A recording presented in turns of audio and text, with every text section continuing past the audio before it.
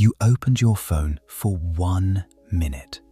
Just 1 minute. Maybe you wanted to check one message. Maybe you wanted to watch one short video. Maybe you were only trying to relax. But then, 1 minute became 10. 10 became 30. And when you finally looked up, part of your night was gone. Nothing dramatic happened. No one forced you. No one locked the door. You simply kept scrolling. And the strange thing is, you did not even enjoy all of it. Some videos made you laugh. Some made you angry. Some made you feel behind in life. Some disappeared from your memory the second they ended. But your thumb kept moving. Your eyes stayed open. Your mind stayed trapped. This is what people now call brain rot. But brain rot is not just a joke. It is not only about watching too much content. It is about something deeper, something quieter. The internet is not only taking your time, it is training your mind to escape silence. The human mind was not built for this speed. For most of history, life moved slowly. A sound meant something nearby. A face meant a real person. A story took time. A letter took days. Silence was normal. Waiting was normal. Boredom was normal. But now, the mind lives inside a storm. Messages arrive, videos appear, news breaks, comments attack, trends rise and disappear. Someone is richer, someone is prettier, someone is more successful, someone is doing more with their life. And all of it arrives in your hand within seconds. Your brain tries to keep up. It tries to understand everything. It tries to compare, react, remember, decide. But no human mind was designed to process the whole world before breakfast. So the mind does what it can. It becomes tired. It becomes restless. It looks for easier thoughts, shorter videos, faster rewards, simpler feelings. And slowly, deep attention begins to feel heavy. Reading feels harder. Studying feels slower. Thinking feels uncomfortable. Even resting feels strange. Because the mind has learned a new rhythm. Not the rhythm of life, the rhythm of the feed. Behind every endless scroll, there is a system. It does not sleep. It does not get bored. It does not need meaning. It only needs one thing: your attention. The algorithm does not need to love you. It only needs to learn you. It learns what makes you stop, what makes you click, what makes you angry, what makes you afraid, what makes you feel curious, what makes you compare yourself, what makes you come back. Every pause becomes a signal. Every replay becomes a signal. Every like, every swipe, every second of hesitation becomes a small piece of your digital shadow. then the system gives you more. Not always what is good for you, not always what is true, not always what makes you better, but what keeps you there. This is the hidden code. The internet does not simply show you the world. It builds a world around your weaknesses. If fear keeps you watching, it gives you fear. If beauty keeps you comparing, it gives you beauty. If anger keeps you awake, it gives you anger. If nonsense keeps your mind busy, it gives you endless nonsense. And because it feels personal, you forget that it is engineered. You think you are choosing, but often you are being guided, quietly, precisely, again and again. The real damage is not only lost time, it is lost depth. The mind becomes used to quick rewards. A new video, a new notification, a new opinion, a new face, a new fear, a new escape.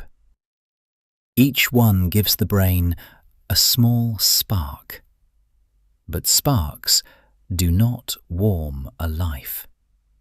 They only keep the nervous system awake.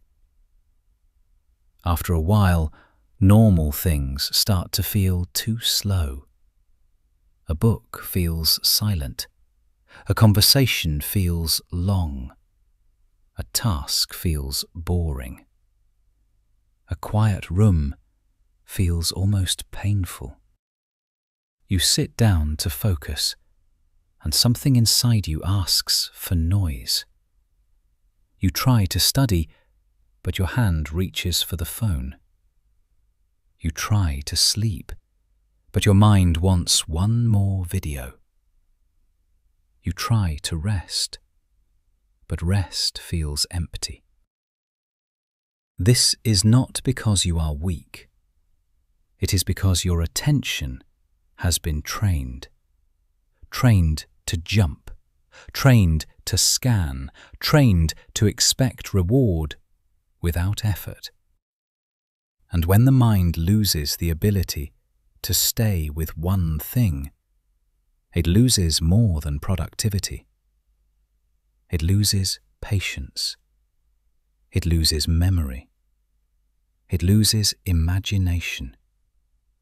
It loses the quiet strength needed to build a real life.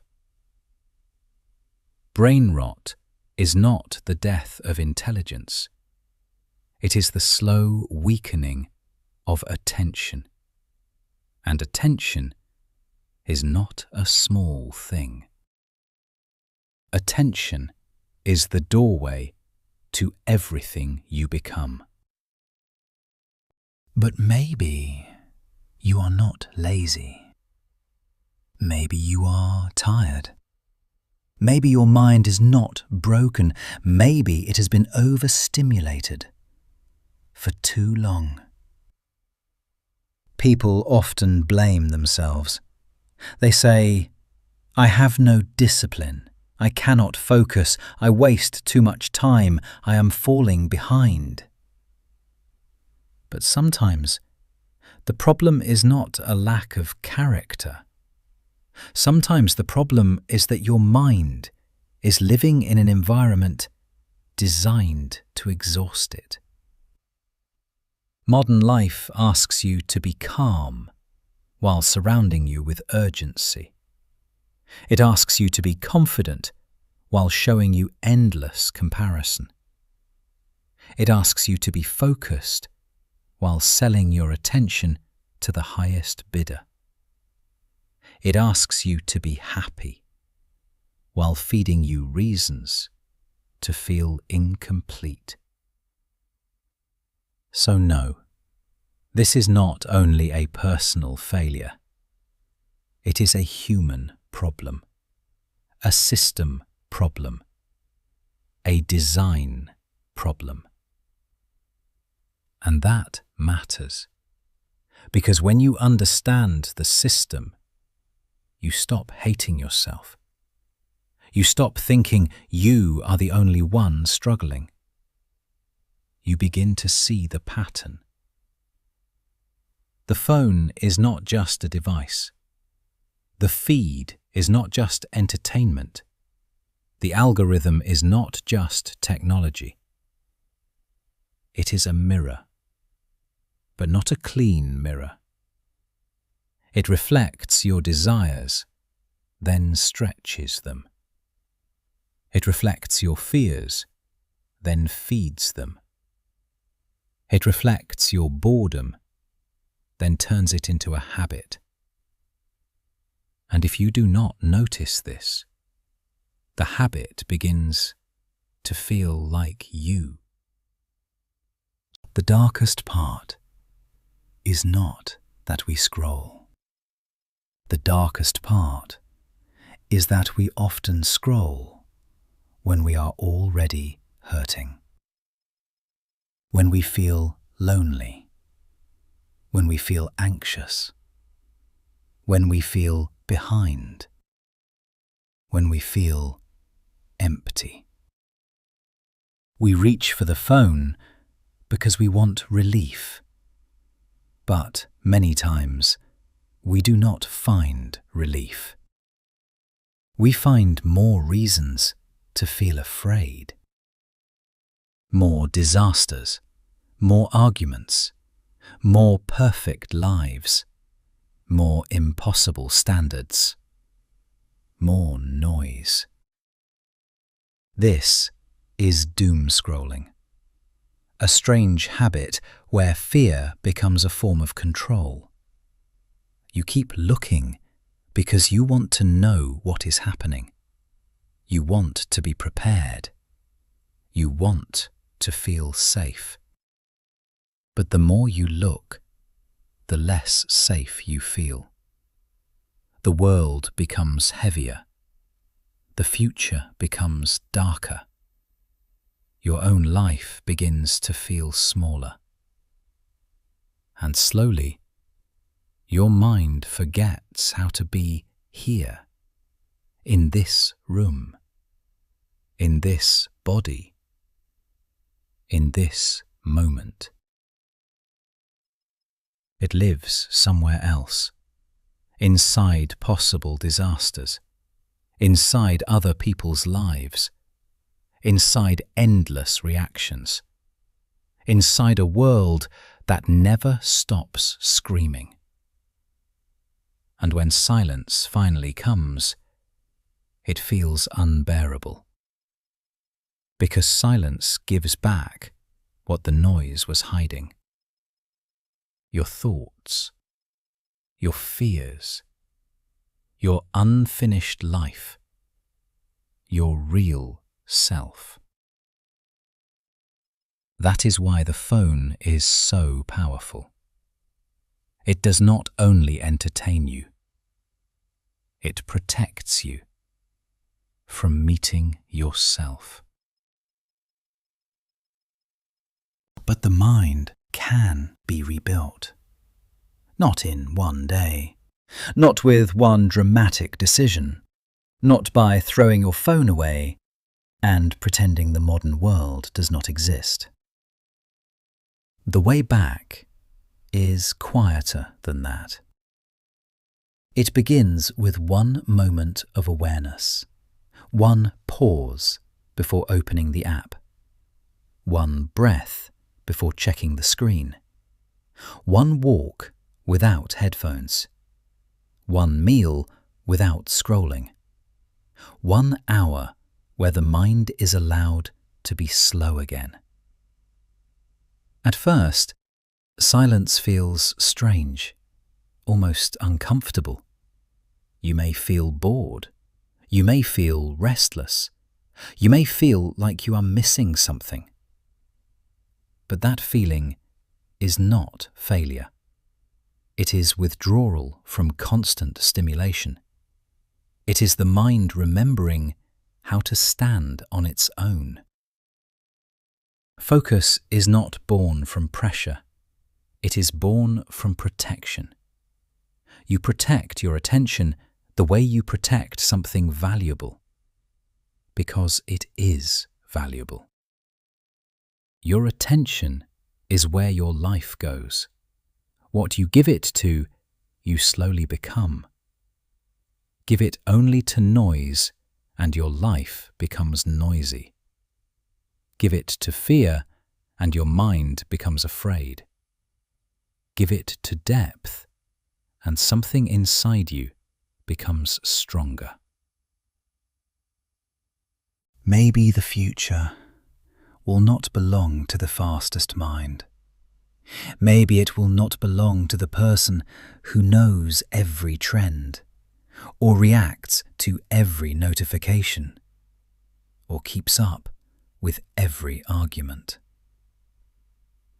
Maybe the future will belong to the person who can still sit with one thought long enough to understand it. The person who can still read, listen, wait, build, think. The person who can be alone without immediately escaping. Because in a world of endless stimulation, peace becomes rare, depth becomes rare, attention becomes rare, and what is rare becomes powerful. Brain rot is not the end of the mind. It is a warning, a quiet signal that something sacred is being taken from us, not by force, but by habit, not all at once, but second by second, swipe by swipe. So the question is not, can you live without the internet?